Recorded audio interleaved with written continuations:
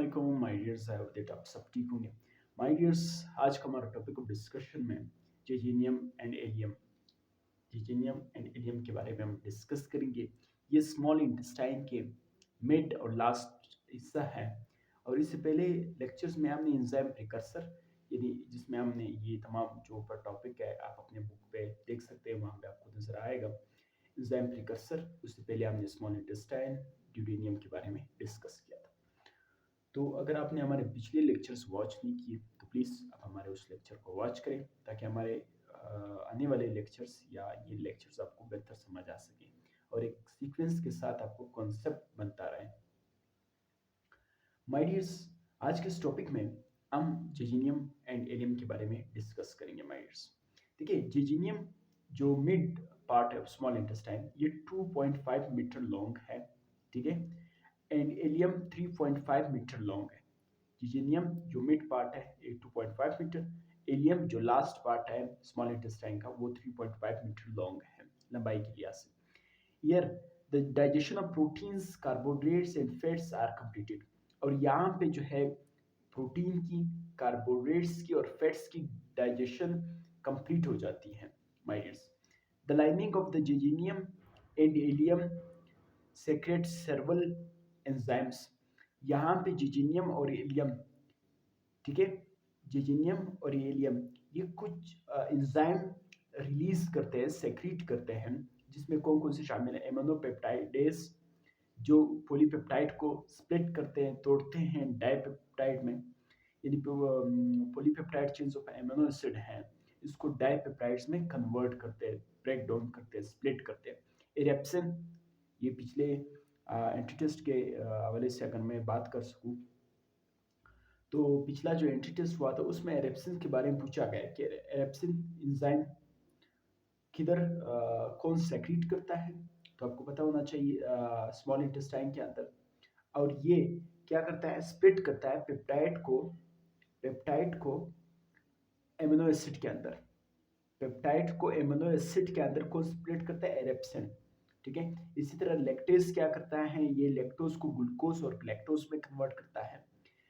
Maltase ये maltose को glucose में कन्वर्ट करता है। इसी तरह सुक्रेज ये सुक्रोज को या सुक्रोज को ग्लूकोज और फ्रैक्टोज में कन्वर्ट करता है।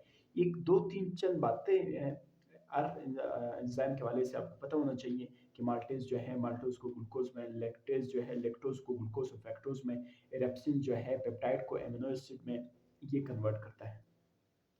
इसी तरह पेंक्राइटिक लाइपेज ये क्या करता है, complete digestion of fats into fatty acid and glycerol, ठीक है। पेंक्राइटिक लाइपेज क्या करता है, ये डाइजेशन करता है फैट्स का इनटू फैटी एसिड्स एंड ग्लाइसरॉल्स में। तो पेंक्राइटिक लाइपेज यानी ये लिपिड्स को फैटी एसिड या फैट्स को फैटी एसिड और ग्लाइसरॉल्स में ब्रेक डाउन करता है, कन्वर्ट करता है, ठीक है, कंप्लीट डाइजेशन करता है पेंक्रेटिक लाइपेज। और इसी तरीके से यहाँ पे एक छोटी सी लाइन लिखी है काइल। काइल क्या है, ठीक है, जब आपका काइम काइम क्या था, जब आपके स्टमक से जो खुराक स्मॉल इंटेस्टाइन की तरफ मूव किया था, वो जब एक वाटरी एमल्शन जब उसकी हो जाती है, एक वाटर नुमा एक वाटरी बिल्कुल लिक्विड लाइक हो जाता है वो आपकी खुराक, जिसे फिर हम काइल बोलते हैं। जब आपका काइम वाटरी एमल्शन में कन्वर्ट हो जाता है तब हम उसको काइल बोलते हैं। माय डियर्स, तो ये था आज का हमारा टॉपिक ऑफ डिस्कशन में जिजेनियम और एलियम। जिजेनियम और एलियम में हमने डियर्स ये देखा था कि 2.5 मीटर जिजेनियम लॉन्ग होता है, 3.5 मीटर ये इसकी एलियम की लंबाई है। इसके साथ साथ यहाँ पर आपको प्रोटीन्स, कार्बोहाइड्रेट्स और फैट की कंप्लीट डाइजेशंस आपको जिजेनियम और एलियम में नजर आएगा। फिर हमने ये देखा कि जिजेनियम और एलियम जो है वो मुख्तलिफ एंजाइम सिक्रीट करते हैं।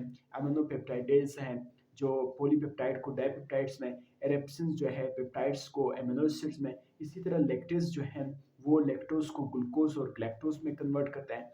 माल्टेज जो है माल्टोज को ग्लूकोज में कन्वर्ट करता है। सेक्रोज जो है सुक्रोज को ग्लूकोज और फ्रैक्टोज में कन्वर्ट करता है।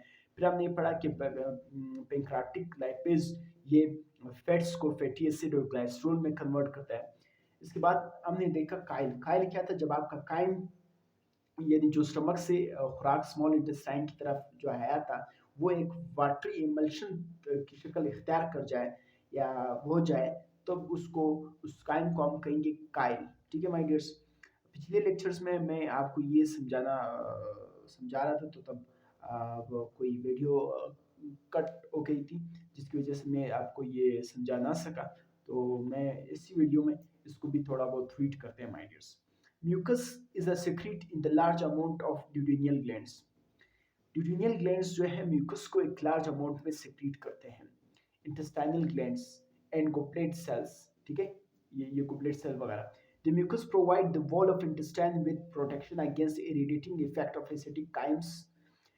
तो जब म्यूकस जो है वो इंटेस्टाइनल ट्रैक के अंदर जब वो सेक्रेट हो जाएंगे, तो वो इंटेस्टाइन की जो वाल्व है उसको प्रिवेंट करेगा, बचाएगा, हिफाजत करेगा एसिडिक काइम से।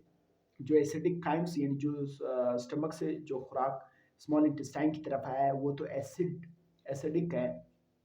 तो उस एसिडिक प्रॉपर्टीज से बचाने के लिए, उसकी प्रोटेक्शन करने के लिए म्यूकस जो है इंटेस्टाइनल वॉल को कवर कर लेगा, ताकि वो एसिडिक काइम से बच सके। And against the digestive enzyme, ठीक है, और जो डाइजेस्टिव इंजाइम वगैरह है उससे भी। that enter the duodenum from the pancreas, जो ड्यूडिनियम से पेंक्रियास से ड्यूडिनियम की तरफ दाखिल हुआ था डाइजेस्टिव जो एंजाइम है। ठीक है। और एक दफ़ा फिर मैं इसको बताऊं कि म्यूकस जो है large amount of duodenal glands, intestinal glands और गुबलेट से रिलीज करते हैं। ये जो है वॉल ऑफ गैस्ट्रोइंटेस्टाइनल ट्रैक्ट या इंटेस्टाइन की जो वॉल्व है उसको प्रोटेक्ट करते हैं, प्रोटेक्शन करते हैं, हिफाजत करते हैं। किस चीज़ से हिफाजत करते हैं? जो एसिडिक काइम है, जो खुराक मैदे से इंटेस्टाइन स्मॉल इंटेस्टाइन की तरफ आया है, ठीक है, ताकि उस वो एसिडिक है उससे बचा जा सके। तो उस इंटेस्टाइन की दीवार को इस एसिडिक काइम से बचाने के लिए म्यूकस काम आता है, प्रिवेंट करता है। इसी तरह जो डाइजेस्टिव एंजाइम है जो ड्यूडिनियम में दाखिल हुए थे पेंक्रियास से, लिवर वगैरह से, जो डाइजेस्टिव एंजाइम आए थे, ठीक है, स्मॉल इंटेस्टाइन की तरफ, तो उस एंजाइम की इरिटेटिंग इफेक्ट से बचाने के लिए भी म्यूकस काम आते हैं माय डियर्स। तो I hope that my dears कि ड्यूडिनियम, इलियम्स एंड म्यूकस का जो एक स्मॉल सा टॉपिक है, यहाँ तक आपको समझ आया होगा। इंशाल्लाह नेक्स्ट टॉपिक में हम अपना next topic observation of digested food from the Lehman of intestine को डिस्कस करेंगे। तो तब तक के लिए अपने उस्ताद वकील अहमद को इजाज़त दीजिए। अल्लाह हाफ़िज़।